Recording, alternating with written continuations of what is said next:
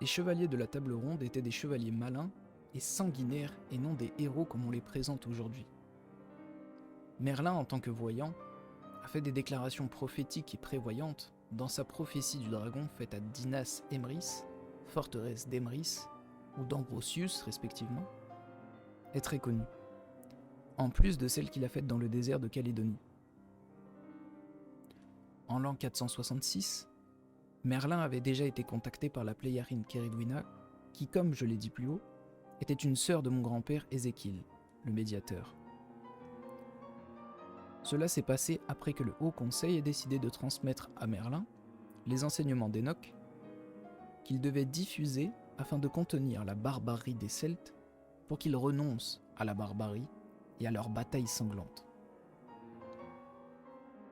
Merlin, druide celte, a été choisi parce que le Haut Conseil espérait qu'avec son aide, le roi Arthur, qui, selon un Vorschau,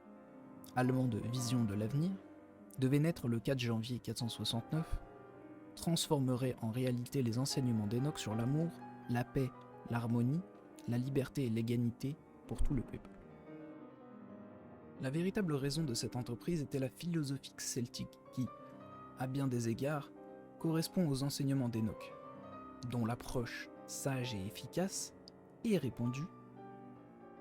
devait être mise en œuvre pour que les Celtes abandonnent leur comportement dégénéré de meurtre et de batailles barbares. Merlin reçut une copie des enseignements d'Enoch, qui constituait la première partie de la coupe de la vérité écrite sur terre, la mémorisa, puis l'enferma et la scella dans un chaudron.